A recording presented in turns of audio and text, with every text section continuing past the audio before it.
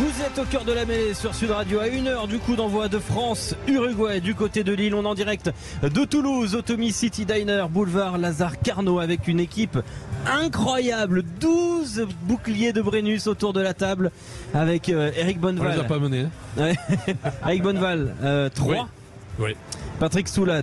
6. Oui, mais il a dit c'était les 3 premiers. Comme si les autres comptaient pas, oui. en fait, c'est ça. Je balance. Ils sont trop forts, là. Patrick Soula, 6. Grégory Lambollet, 3. Et on est aussi en direct avec Philippe Spanguero aussi qui nous rejoint. Salut Philippe. On est très heureux d'être avec toi. Voilà, vous entendez l'ambiance du boulevard Carnot. Ça se chauffe un peu apparemment derrière moi. Et on est aussi en direct de Lille. Bonsoir Daniel Herrero. Comment ça va, Daniel? Jusque-là, impeccable. Je vous salue à tous, toute la fratrie toulousaine, auréolée de cette multitude de titres. Tous des Toulousaines d'ailleurs, il n'y a pas d'autres gens du périmètre. Vous avez fait un truc entre vous là-bas. Ouais. Non, j'entends. On est en famille et ça me paraît tout à fait respectable que des générations comme ça viennent festoyer ensemble. D'ailleurs, j'ai la sensation de l'extérieur, et moi je suis ici à Lille où il va y avoir donc le match de rugby. J'ai l'impression que vous êtes là d'abord pour boire des gorgeons, pour chanter ensemble, peut-être même pour réfléchir un peu sur le rugby. Enfin, on va y revenir. Allez. On va y revenir effectivement, Daniel. On est maintenant un petit peu moins d'une heure du coup d'envoi. Et on se marre parce que derrière c'est en train de se chiffonner derrière nous. On n'est pas loin d'avoir une petite générale. Un petit carton rouge. Et je vois que Patrick Soula est prêt à dégainer. Donc attention quand même. Tant que je m'en souvienne, il était généreux à l'Impact, Patrick. Est-ce que c'est vrai, Patrick, que tu étais plutôt généreux à l'Impact? Daniel, t'entends? Disons qu'on a joué à un rugby où il y avait plus de choses de permis qu'aujourd'hui, ça c'est sûr. Ça, c'est moins de caméras et plus de choses permises. Ah oui, oui. Ça... Mais les hommes de tempérament existaient et existent encore. Et toi, tu en faisais partie. Voilà. C'est gentil, merci. Ouais. Daniel, est-ce que tu sens l'excitation monter à maintenant moins d'une heure de ce match face à l'Uruguay? Difficile à dire, le stade est magnifique. Très honnêtement, vous le connaissez, c'est un stade de 55 000 places, je pense, de cet ordre-là. Il est magnifique, il sera plein, bondé, à craquer. Pour l'instant, l'ambiance est toute relative. Sachez à l'évidence que le stade il sera quasiment totalement français. Peut-être on annonce 200-300 supporters uruguayens dans la tribune, mais il sera donc à l'évidence totalement français. Et par contre, j'arrive du centre-ville de cette très très belle ville de Lille. Et là, une ambiance à la fois magnifique, comme si c'était réuni dans le cœur de la cité, comme ça, pour venir au stade dans les heures, dans ces instants-là, comme si c'était réuni les gens qui portaient ou qui venaient un peu en quête des valeurs. Tu vois, il me semble qu'il y avait des gens de la France entière venir pour boire les coups, parler un peu avec les collègues, montrer la beauté d'un maillot, avoir la sensation qu'on vient accompagner comme ça dans un match qui a priori n'a pas tout le lustre qu'avait par exemple le précédent contre la Nouvelle-Zélande, et pas tout le lustre des très grands matchs décisifs ou qualificatifs, mais qui a son intérêt parce qu'il est en Coupe du Monde, que les Uruguayens se sont qualifiés, c'est pas par hasard, et qu'en conséquence on leur doit respect. Mais dans le centre-ville, il y avait fête autour des supporters qui se retrouvent. Et j'ai l'impression qu'à Toulouse, vous êtes un peu dans cet esprit-là, et que nous, ici, quand même, on va essayer de comprendre le match qui va se dérouler sous nos yeux. Oui, Patrick qui sourit des jolis mots de Daniel. Patrick, un plaisir de l'entendre. Oui, c'est un plaisir partagé. C'est aussi la voix du rugby sur Sud Radio, la radio de la Coupe du Monde de rugby. Il y a un point quand même important. On se rappelle des mots de Fabien Galtier il y a 2 jours maintenant. On a une dette envers le Nord. On va vers le Nord de la France. On n'est pas venu depuis très très longtemps. D'ailleurs, pour la petite indication, la dernière fois que l'équipe de France a joué dans le Nord de la France, c'était à Lille face à l'Argentine en 2018, et puis le match d'avant c'était en 2012. Donc quand même on est venu 2 fois en 11 ans du côté de Lille. C'est quand même pas génial.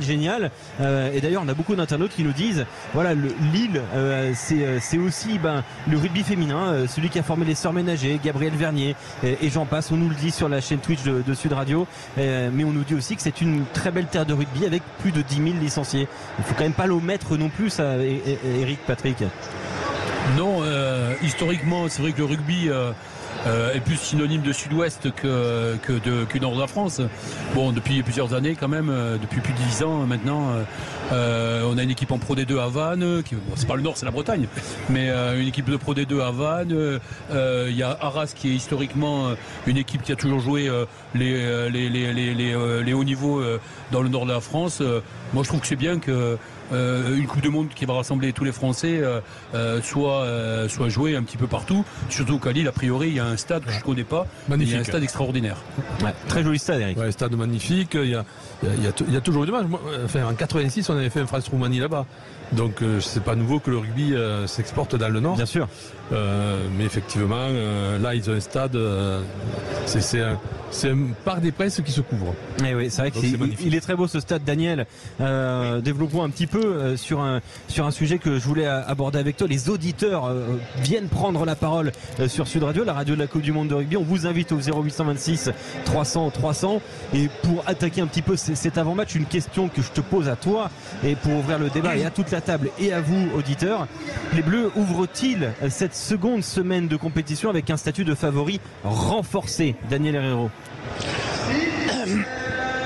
Je ne sais pas, on pourrait ressentir le fait que la victoire contre les All Blacks de Nouvelle-Zélande en match d'ouverture est quand même un signal fort envoyé à toutes les équipes concurrentielles pour le titre. C'est quand même probable. Le score notamment, si le score est ample, il est conséquent, les Blacks prennent rarement 30 points.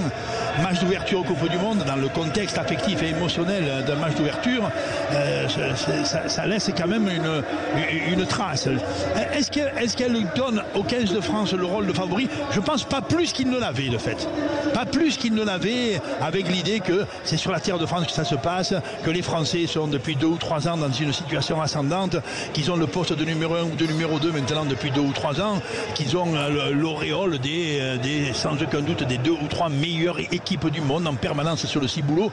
Et donc la position de favori majorée à partir du match d'ouverture, je ne crois guère, très honnêtement. D'autant que j'allais dire ce que nous avons vu des autres, et je pense essentiellement aux Sud-Africains, et même un peu aux Anglais, mais aux Sud-Africains essentiellement, montre que en matière de traitement du jeu, et même un peu les Irlandais. Mais les Irlandais n'avaient dans ce tour de chauffe qu'une opposition, on dira, moyenne, pour ne pas dire faible. Mais je pense aux Springboks, un peu aux Anglais. Et voilà. Et ces équipes-là, même un peu les Gallois à la limite, ont montré contre des adversaires pénibles qu'elles avaient un jeu assez en place. Tu vois, un jeu assez en place. On pourrait analyser même la qualité du rugby, par exemple des Écossais, par exemple même des Gallois, par exemple même des Fidjiens, par exemple même évidemment des Springboks qui eux sont encore un peu plus en place que les autres, avec encore une robustesse un peu plus élevée et avec encore une rigueur dans leur principe de jeu majorée par rapport à tous les autres. En d'autres termes, il me semble qu'il y en a 2 ou 3 qui sont, ou 3 ou 4 même, qui sont quasiment en termes de rugby, hein, de pratique du jeu, qui sont aussi bonnes que le rugby de France.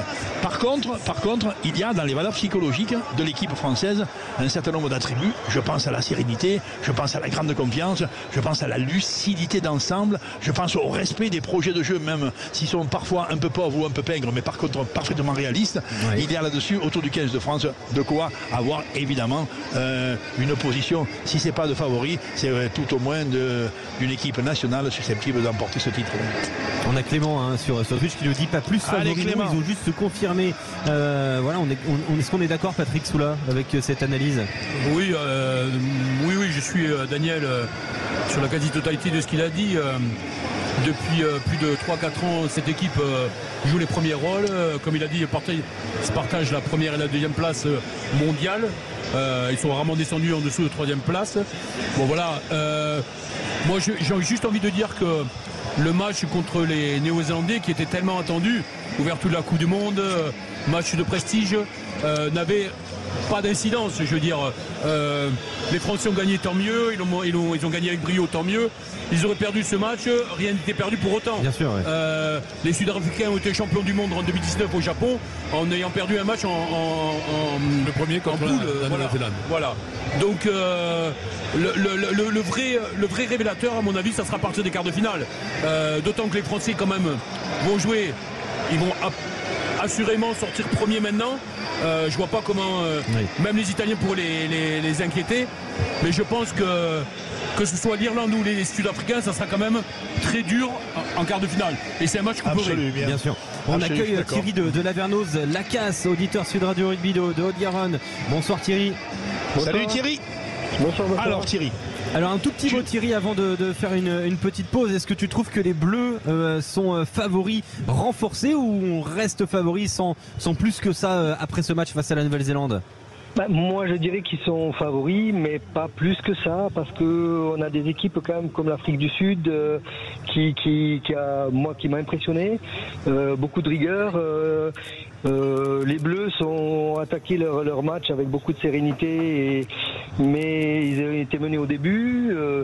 La sérénité a fait que par rapport au match, ça leur a permis de bien mener la suite du match.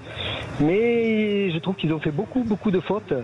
Et par rapport aux Sud-Africains, ou même aux Gallois, ou même aux Fidjiens, comme disait Daniel Gregor, je trouve qu'il va falloir qu'on soit vraiment très appliqué et par rapport à toutes ces fautes qu'on a fait, quoi. Eh ben justement, on en parle dans un instant avec Daniel Hérault. On va parler de rugby. On va parler de ce qu'il faut faire pour l'équipe de France pour justement être le seul favori de cette Coupe du Monde. On en parle dans un instant sur Sud Radio en direct du Tommy City Dider de Toulouse, dans le centre-ville Boulevard Lazare Carnot et aussi du côté de Lille au stade Pierre-Mauroy. À tout de suite. Avec toute l'équipe Sud Radio Rugby, avec Daniel Hérault en direct de Lille et nous en direct de Toulouse au Tommy City Diner avec Grégory Lambolet, Philippe Spanghero, Christine Bouillot, Patrick Soula, Eric Bonneval et Thierry qui était avec nous il y a un instant. Thierry de Lavernoz, Lacasse, auditeur Sud Radio Rugby de Haute-Garonne. Bon Thierry, Jelon de retour, titulaire, capitaine. Est-ce qu'on prend pas trop de risques avec Anthony Jelon? Est-ce que ça ne t'inquiète pas? Non, je pense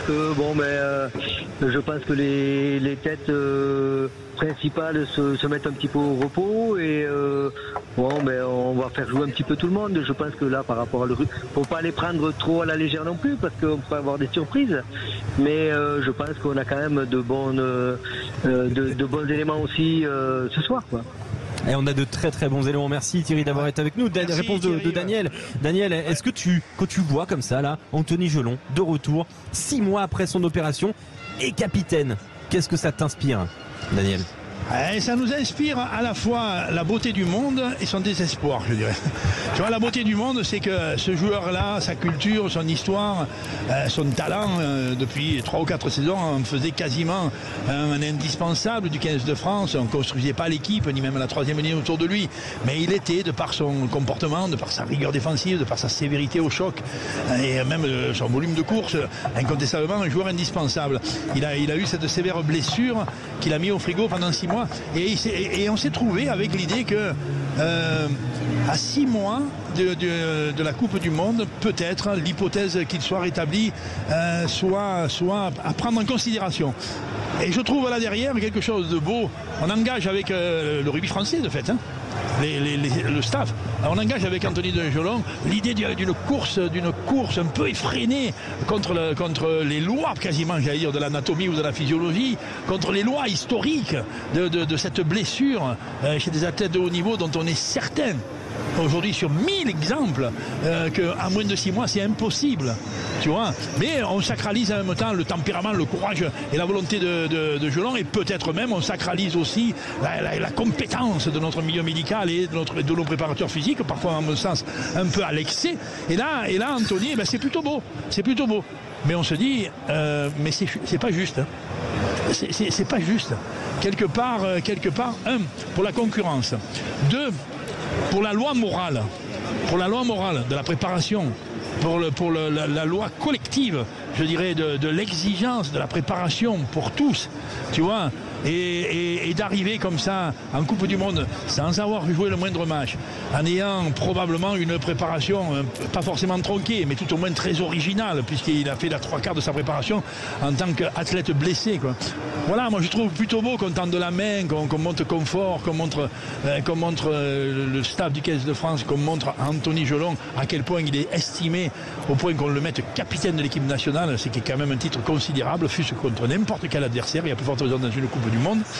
Et en même temps, je dis, je trouve qu'il y a de l'ordre de la maladresse. Et évidemment, alors, et non pas par médisance comme vous pourriez le comprendre, mais évidemment, je prie le ciel pour pas que la blessure soit une récidive. Grégory Lambolet, est-ce que tu comprends le management de Fabien Galtier de tout de suite ramener Jelon capitaine, titulaire et capitaine de cette équipe de France? Je comprends, en tout cas, je pense que ça a été un gros coup dur quand il s'est blessé, et il y a peut-être eu aussi on va dire une promesse de la part du staff du 15 de France quand il s'est blessé, en lui disant voilà, si tu es capable de revenir à temps pour la Coupe du Monde, tu seras dans la liste. Et je pense que il a réussi à créer cet exploit en revenant très rapidement, en réalisant vraiment un travail très très dur. Et il a réussi à revenir à temps. Donc c'est vrai que voilà, on se pose, on a plein d'interrogations parce que ça reste quand même une très grosse blessure, même s'il y a eu beaucoup de progrès sur maintenant au niveau médical, parce qu'avant vous faisiez les croisés, c'était limite vous arrêtiez votre carrière. Maintenant on revient à 5-6 mois, il y a même des joueurs qui sont revenus à 5 mois. Donc c'est possible. Maintenant c'est vrai que ce qui va lui manquer c'est du temps de jeu forcément, parce que on a beau faire toute la préparation qu'on veut, il n'y a rien qui remplace un match, rien. Donc on va voir ce soir ce que ça donne au niveau du rythme, des impacts et tout ça. Mais après de là à comprendre le staff, moi je peux comprendre du fait qu'ils sont partis, on le sent bien dans les interviews du staff, de Fabien Galtier, de Laurent Labitte. Il a dit il représente le groupe. Voilà, il représente le groupe, ils sont très groupes, très fédérés. Ils sont sur un cycle de 4 ans où pour lui il ne pouvait pas se passer d'Anthony, et surtout que c'est un profil quand même qui nous manque en équipe de France, et on a besoin un mec qui fait mal à l'impact et en défense, et Anthony est vraiment le profil type pour ça Philippe Spanghero, oui Daniel, tu voulais répondre, pardon. Non, j'entends. Moi, je ne le situe pas dans le sens des complémentarités techniques ou stratégiques. Honnêtement, la troisième ligne est superbe sur tous les attributs, sur l'attribut du défi physique. Tu vois, la troisième ligne, celle que l'on pourrait appeler type, je pense, à l'heure actuelle, avec François Cros, avec évidemment Grégory Aldrit et Charles de Toulon, Charles Olivon, je crois qu'il s'appelle. Honnêtement, je pense qu'il n'y a pas de déficit de complémentarité. Et j'accepte difficilement qu'on dise quand même on le fait jouer parce qu'on manque de raid.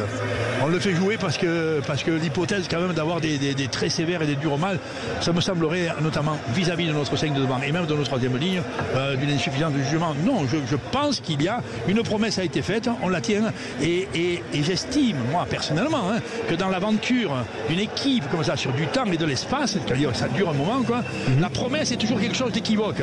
C'est la réalité du moment qui va déterminer les choix, et la promesse est toujours quand même chargée d'hypothétique injustice Philippe Spanghero nous rejoint autour de la table dans ce magnifique restaurant, devant ce magnifique restaurant qui est le Tommy City Diner de Toulouse, boulevard Lazare Carnot. Bonsoir Philippe. Salut à tous. Les mots de Daniel concernant Anthony Jelon, comment tu as réagi quand tu as vu qu'Anthony Jelon serait titulaire et capitaine de cette équipe de France ce soir? J'ai trouvé ça logique à partir du moment où on l'a intégré dans le groupe, parce que comme le disait Greg, là une course contre la montre s'est engagée. Si on l'a récupéré, il était tellement important dans le dispositif avant sa blessure que c'est pour qu'il soit sur le terrain pendant les phases finales. Ça me paraît logique, parce que pour le laisser sur le banc, je vois pas trop l'intérêt. Donc il faut des garanties. Il faut des garanties sur sa capacité à revenir au niveau très vite. Donc il a la chance de démarrer contre une équipe sans faire offense à cette équipe d'Uruguay, qui va lui permettre d'avoir un peu moins d'affrontements physiques que contre des très grosses nations. Et on a 3 semaines pour voir si Anthony Jelon est au niveau pour postuler pour les phases finales. Avant de faire la Jerry Gondval, on accueille Nicolas de la Seine-sur-Mer. Bonsoir Nicolas. Bonjour à tous. Un compatriote de Daniel Herrero. Tout à fait. Tout à fait, du grand Daniel, tout à fait. Il est avec toi. Daniel. Qu'est-ce que tu voulais nous dire Nicolas ce soir sur Sud Radio, la radio de la Coupe du Monde de rugby? Je pense que je suis d'accord avec tout le monde. Je pense que c'est bien de faire jouer Anthony Jelon, et même c'est dommage que les autres blessés ne jouent pas contre l'Uruguay, mais on a quand même il y a 2 matchs avec les 2 équipes les plus faibles du groupe, sans compter qu'il y a après la Namibie on est exempté, donc avant l'Italie c'est plutôt bien pour le retour des blessés, et puis l'Italie sera le dernier test pour savoir s'ils sont aptes pour les phases finales, et puis au cas où il y a quand même des bons suppléants au niveau des réservistes, donc c'est plutôt, on va dire que le calendrier est favorable à Fabien Galtier et qu'il a raison de tenter le pari aujourd'hui Jelon et puis pourquoi pas plus tard Danty et Cyril Baille. Eric Bonneval. Oui, par rapport à Anthony Jelon, moi je suis tout simplement très très impressionné de sa capacité qu'il a eu à récupérer puis surtout à se mettre au niveau. Enfin, moi j'ai des échos. On a parlé de 8 heures par jour pendant 2 mois là, ces 2 derniers mois. Il faut pouvoir le faire. Franchement, il faut pouvoir le faire. Il faut que le corps encaisse, il faut que le genou l'encaisse. Il en a été capable. Alors bon, on va voir sur le terrain parce que rien ne remplace, comme disait Greg, le terrain. Vous pouvez faire tout ce que vous voulez. Et alors en général, quand on se pète un genou, quand on est grave blessure, quand on reprend le premier match, ça se passe toujours très bien. Parce qu'on a un gaz terrible, on a une envie qui est décuplée, on a le taux d'adrénaline qui est un endroit où il n'arrive jamais. Donc je veux dire, c'est après, c'est comment il va digérer ce match, comment il va pouvoir encaisser après de la récup et ce que ça. Mais bon, après Anthony, il a pris la place à personne. Je veux dire, si aujourd'hui, si on le met, après il y aura la question de sa titularisation pour les matchs coup près. Ça sera notre problème. Et puis je crois que Fabien n'est pas si fou que ça parce que quand on voit Boudéan qui arrive, tout simplement, c'est un peu le même profil qu'Anthony Jelon. Il s'est couvert quand même dans le besoin d'avoir un joueur costaud comme ça avec le jeune Boudéan qui chaque fois qu'il est sur le terrain, et c'est du solide. Daniel Herrero. Allô? Oui, Daniel, tu nous entends? Il y a du bruit autour de toi.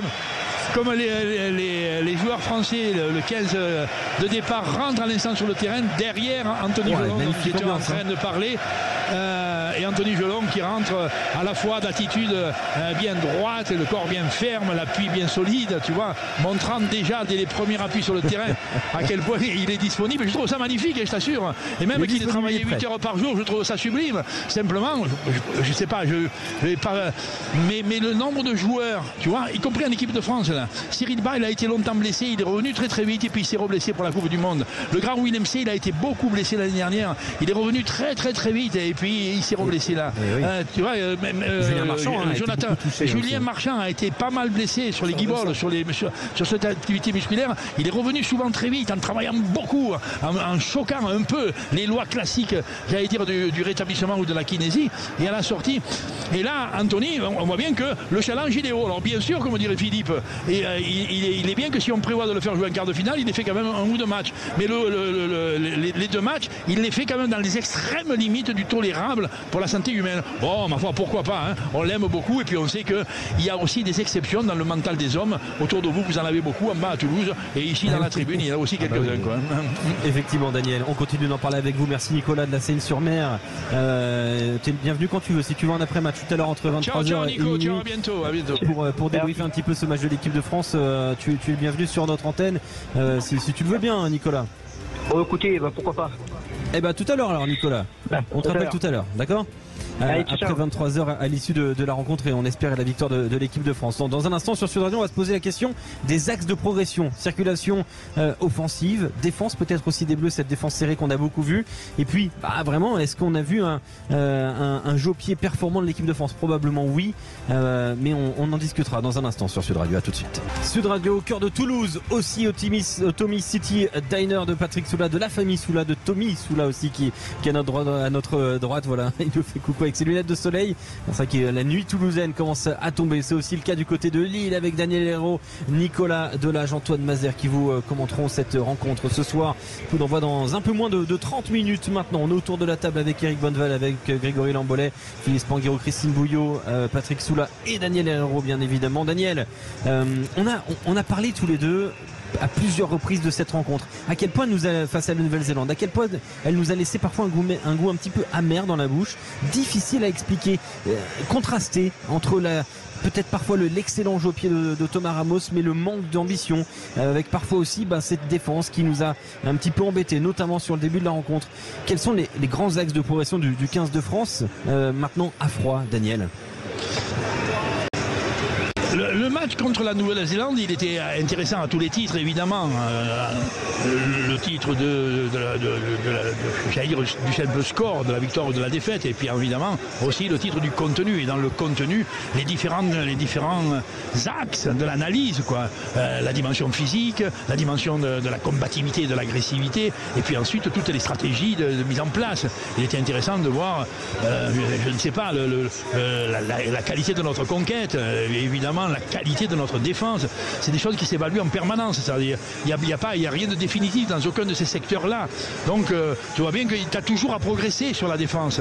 Là, nous avons, en première mi-temps, le match la semaine dernière, on manque 20 plaquages. Mais tu dis, c'est quoi? Ça existe où? Ça s'est jamais vu. 20 plaquages manqués pour un match de couverture contre la Coupe du Monde contre le All Black.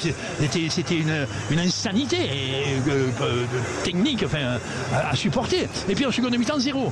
Mais tu vois aussi en même temps qu'on fait que 4 fautes dans le match et que les Blacks ils en font 12 et quand ils en font 12 à la sortie ils prennent 12 points de Ramos ou 15 points de Ramos et nous on n'en fait que 4 et on prend 0 points de leur buteur. Tu vois bien que le domaine de la discipline, je veux dire, qui lui évolue quasiment de match en match avec des guerres absolues faites quasiment à tous les joueurs par tous les staffs, c'est un secteur tellement important. Et évidemment que tu ne peux jamais l'abandonner dans un secteur de progression. Mais moi, et là bon, je fais que soulever le sujet, mais c'est dans la qualité du rugby produit. Le match la semaine dernière, bon, d'entrée c'est moyen ou médiocre, mais c'est un coup d'envoi et on peut comprendre des différents paramètres d'ordre psychologique essentiellement qui font que notre première montée défensive elle n'est pas bonne, la deuxième est encore plus mauvaise et qu'à la sortie les All Blacks nous mènent un peu la vie dure à l'entame du match. Ça se rééquilibre. Eric voudra réagir, Daniel. Oui, mais juste pour dire quand même que la qualité du rugby produit jusqu'à la fin de la première mi-temps, elle n'est pas bonne, elle est assez faible, même pour pas dire très faible. Mais en conséquence, quand même, on ne prend pas beaucoup de points, on n'est pas largement distancé. La seconde mi-temps est un petit peu meilleure. Le dernier quart d'heure, il est nettement meilleur.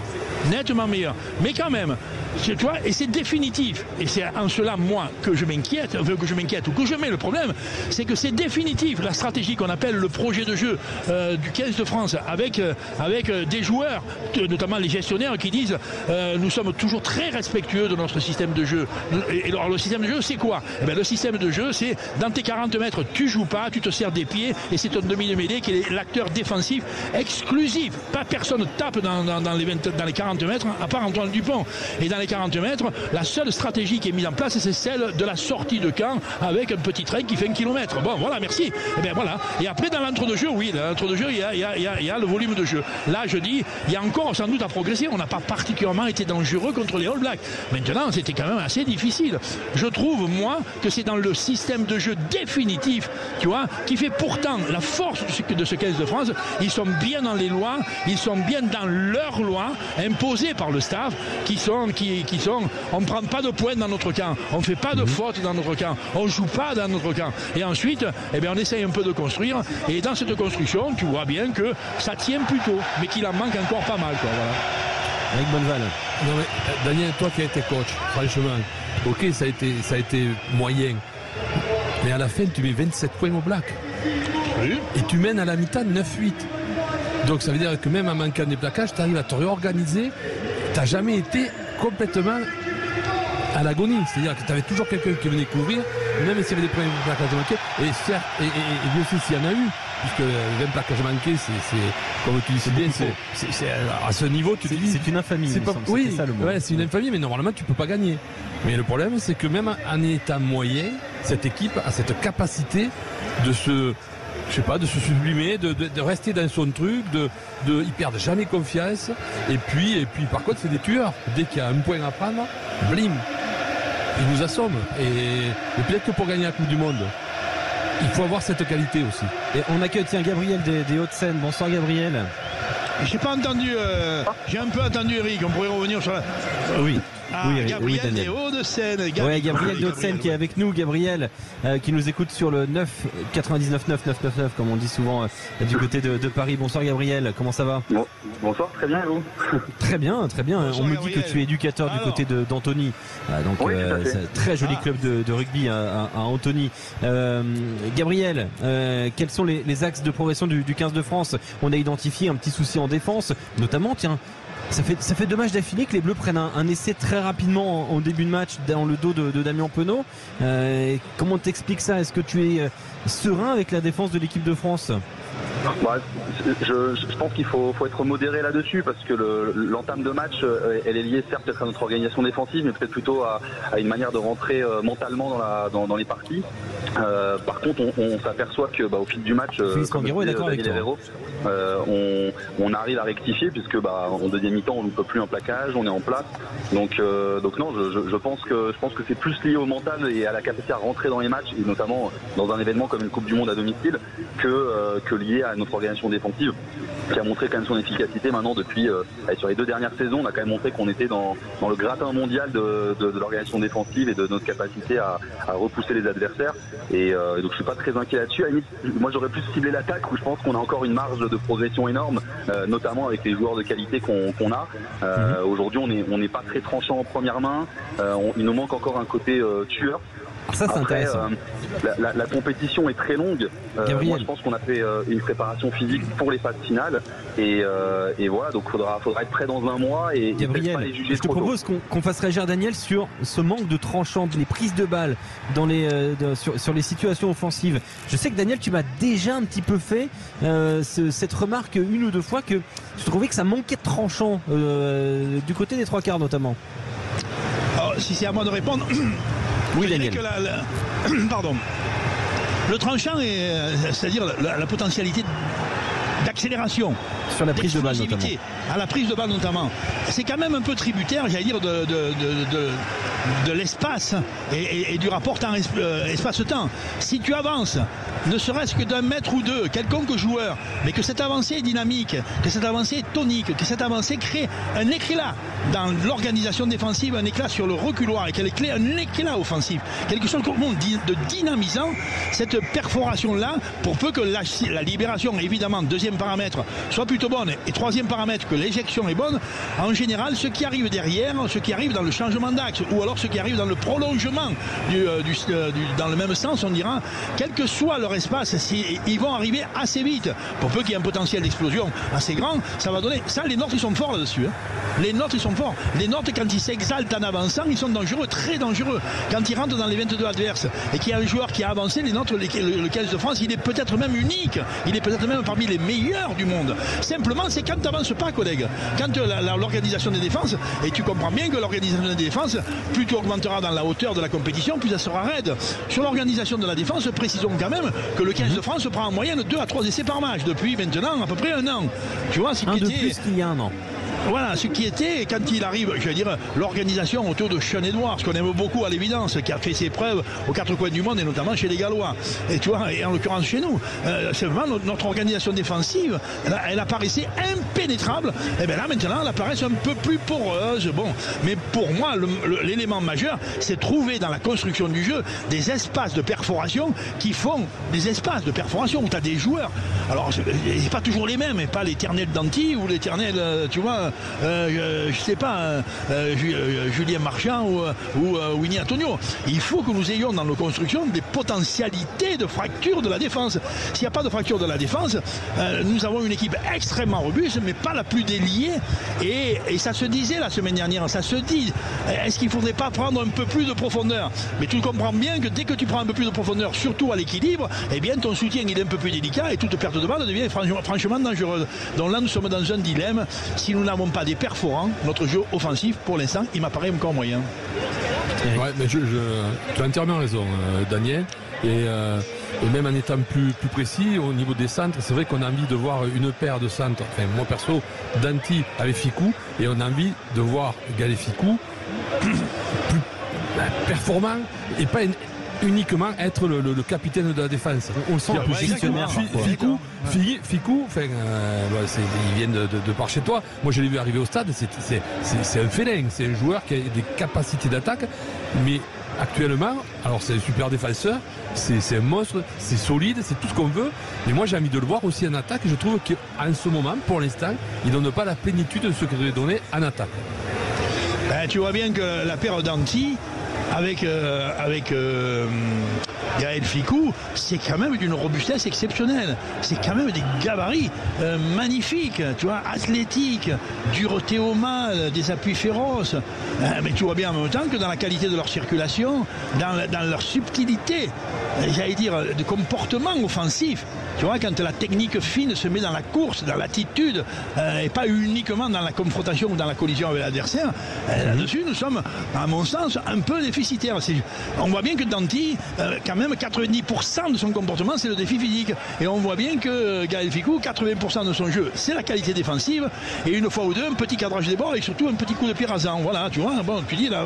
Mais il n'est pas, ces deux-là ne sont pas totalement inaptes à faire des passes sur un pas dans un 2 contre 1. Hein.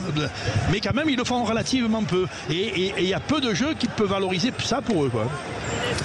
Patrick Soula, est-ce que justement on va regarder précisément la paire de centres aujourd'hui, Moefana Vincent? Oui. Oui, je pense que oui. Bon, pour moi, oui. Vas-y, Patrick. Non, mais moi je suis pas spécialiste de derrière. Quand j'écoutais les compositions d'équipe, ça s'arrêtait au 9, hein, du 1 au 9 et après j'écoutais plus.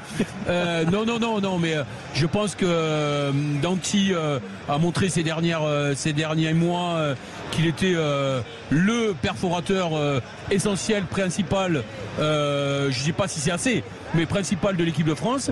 Aujourd'hui blessé, il faut composer sans. Moefana, bon, j'ai moins de. J'ai un regard, comment dirais-je, extérieur d'amateur par rapport à derrière, mais de talonneur, dis-le. Mais ouais, de talonneur si tu veux, mais bon, moi, sans déconner, je veux pas vexer, mais c'est presque je trouve pas extraordinaire, quoi. Je trouve pas extraordinaire. Donc voilà, Gaël Fickou, il a son aura, il a 90 sélections. Ouais, c'est monstrueux. C'est comme dit Daniel, c'est une valeur sûre en défense. Maintenant, quand on regarde, nous avons pris quand même 2 essais contre les Blacks qui sont exactement les mêmes. En plus, au même moment, 10 premières minutes de la première mi-temps et 10 premières minutes de la seconde mi-temps. Nous, on marque un essai qui est beau. Le premier essai qu'on marque est beau. Deuxième est quand même très que tard, quoi. Hein, excusez-moi. Hein. Donc, je vois. Déconner, c'est que tard. Ça fait deux belles remarques. Ça te plaît, ça, Daniel, non? Ça fait plaisir à Daniel. Je suis pas allergique, surtout quand ça exprime du sens. Ouais. Je suis pas un vrai spécialiste de voilà, mais je vois pas trop effectivement le plan de jeu, le schéma de jeu de l'équipe de France, à part l'enthousiasme et la confiance qu'ils ont actuellement dans leur groupe. Alors, on voit avec la 3e ligne parce qu'on a vu le talonneur. Grégory Lambolet, 2e ligne ou 3e ligne. Grégory, bon, on voit pas le projet de jeu tout à fait clair chez Patrick Soula. Daniel nous dit que ça manque de repères nets et d'idées de construction. Est-ce qu'on est aussi de ton côté un peu dubitatif sur le jeu des Bleus avant de clôturer ce chapitre-là? Mais je pense que les repères, en tout cas, eux, ils savent exactement ce qu'ils ont à faire. Chacun a son rôle. On l'a dit, Jonathan Danty, c'est aller péter dans les mecs et faire fracasser tout ce qui bouge. Est-ce que c'est pas trop classifié tout ça? Si, mais ils sont dans leur schéma maintenant et de toute façon c'est comme ça et on n'y changera rien maintenant. Et c'est vrai que je rejoins un peu tout ce qui a été dit. C'est vrai que moi ce qui m'inquiète un peu le plus, on va dire, en tout cas sur les matchs de préparation, c'est quand il y a du rythme, quand on a une équipe qui nous met du rythme, notamment le match contre l'Écosse, même si on va dire que voilà, ça a tourné pas mal, mais ils nous ont mis un gaz et une vivacité et on a été dépassé pendant longtemps pendant le match et c'est ça qui me fait un peu peur. On l'a vu aussi les Blacks sur le match d'ouverture, au début du match, ils nous mettent beaucoup de rythme. On voit qu'ils sont beaucoup plus fringants que nous et nous on est un peu plus lourd, un peu plus fatigué. Enfin, on sent qu'on est moins mobile et c'est ça qui me fait un peu plus peur, moi, notamment en défense. Mais après, chacun a son rôle et chacun sait exactement au millimètre près ce qu'il doit faire et voilà, c'est le plus important. Je crois aussi qu'il faut réadapter aussi le fait qu'on n'a plus le même numéro 10. Et même si Jalibert a fait un très bon match et il fera de super matchs parce que c'est un super joueur, mais les automatismes qu'il pouvait y avoir entre Romain, Ntamak, Fickou et Danty et Thomas Ramos qui systématiquement est un premier attaquant. Ouais, voilà, c'est ça.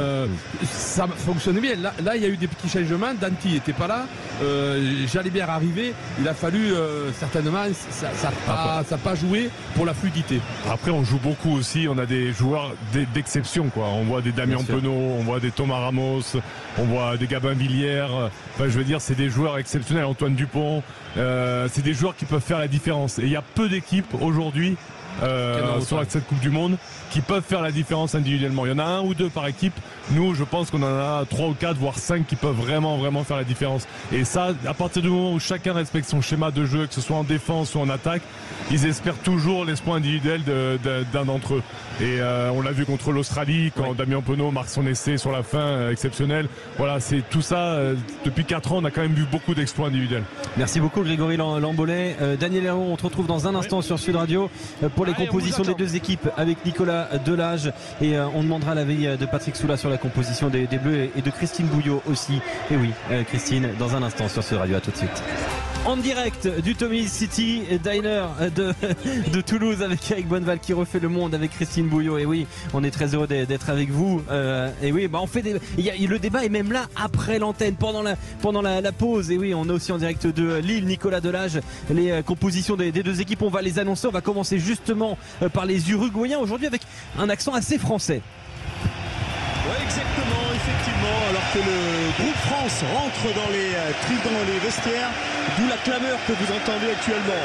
L'Uruguay aujourd'hui avec en numéro 1 pilier gauche Matteo Sanguinetti, à droite ce sera Ignacio Piculo, le talon Guillermo Pujadas, en deuxième ligne Felipe Aliaga et un joueur de l'Aviron Bayonnais, le deuxième ligne Manuel Lindecar, la troisième ligne Manuel Ardao, numéro 7 Santiago Civetta, numéro 8 Manuel Dayana, et le numéro 9 Santiago Aratan et demi-mêlée de Castres, le numéro 10 Felipe Echeverri, au centre le capitaine et joueur de Vannes en Pro D2 Andrés Villaseca, associé à Thomas Inciarte, sur les ailes Nicolas Freitas, autre joueur de Vannes. De l'autre côté, Bautista Basso à l'arrière, Balthazar Amaya sur le banc, Gatas Benitez Piussi, Dotti, Bianchi, Deus, Agustin Armechea et enfin Felipe Berchesi, ancien joueur de Dax. À noter un absent de marque côté uruguayen, c'est le talonneur German Kessler, blessé depuis quelques jours. L'équipe de France maintenant avec 13 changements par rapport au 15 qui a battu l'équipe de Nouvelle-Zélande.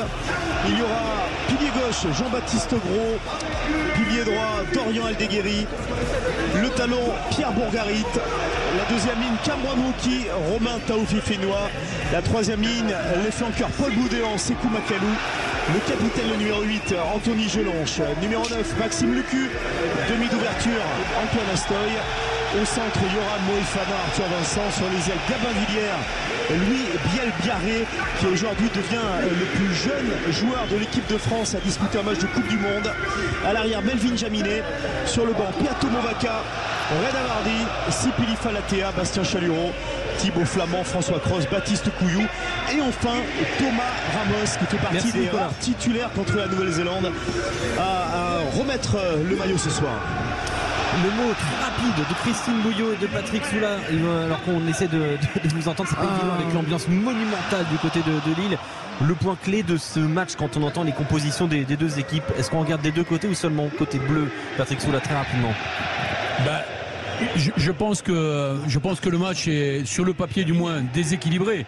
Je ne sais pas qui c'est qui a dit tout à l'heure que l'Uruguay était la 16e ou 17e nation mondiale. Les Français doivent être dans les 2 ou 3 premiers. Je trouve bien que l'entourage, les entraîneurs de l'équipe de France fassent tourner, parce qu'il y a quand même un groupe de 33 à maintenir à un certain niveau. On n'est pas à l'abri, malheureusement, j'espère pour personne évidemment, mais on n'est pas à l'abri d'une autre blessure grave et qui nous priverait d'un joueur clé pendant ce mondial. Donc je pense que c'est bien sur un match je pense où il n'y a pas trop de suspense, même si les Uruguayens vont jeter tout leur comment on dit là, la grinta là, je sais pas comment on dit là. Alors je crois que ça, il déteste. Je crois qu'il déteste quand on dit grinta. C'est vrai. Ah ouais. Je crois que c'est une invention un peu française. Ah ouais, parce que les journalistes, c'est les journalistes. Vous régalez là-dessus. Bon, enfin sur leur envie, on va dire. Oui, l'agressivité. Ils vont nous embêter pendant quelques minutes, ça c'est sûr. Oui. Voilà, maintenant. je pense que c'est bien quand même de faire tourner, surtout sûr. comme l'a dit Greg tout à l'heure, je crois, le prochain match c'est la Namibie, puis après il va y avoir Italie, oui. et puis il va y avoir 10 jours de repos. Exactement. Christine, très rapidement, c'est bleu, t'en attends quoi ce soir? Alors certes ils vont gagner, certes il n'y a pas de photo là-dessus, mais quand on fait un sport co, ce genre de match aussi on attend d'eux un esprit d'équipe, mais une copie pratiquement parfaite. Enfin je pense que c'est comme ça que... Toi, présidente du Phoenix notamment. Oui, alors moi c'est du handball, donc c'est plus simple parce qu'on est un petit peu moins nombreux, mais simplement je pense que ces matchs avec un tel écart de niveau de jeu, c'est des matchs pour moi pièges, parce qu'on peut tomber dans leur jeu aussi, on peut sous-jouer, on peut contre-jouer, enfin on peut se retrouver dans une situation où finalement on n'est pas au niveau où on nous attend, et du coup ça insuffle une espèce de doute au sein du groupe. Donc c'est juste ça sans doute que doit trouver l'équipe de France. Après qu'ils aient pas réussi, comme on l'explique tout à l'heure, le match parfait contre la Nouvelle-Zélande, j'ai envie de dire, pour moi c'est presque mieux, parce qu'en fait ça oblige tout le monde à se mettre à un niveau d'excellence, de rester focus sur l'objectif final, et du coup voilà, il y a ce match-là, et il faut encore hausser, même si on doit faire 50 points d'écart, allons-y, mais avec une copie parfaite au niveau du style de jeu. Merci beaucoup Christine, on est toujours en direct de Tommy City Diner, on le saura jusqu'à minuit, mais dans un instant, place à Lille, place à Daniel Hérault, place à Nicolas Delage sur Sud Radio, la radio de la Coupe du Monde de rugby.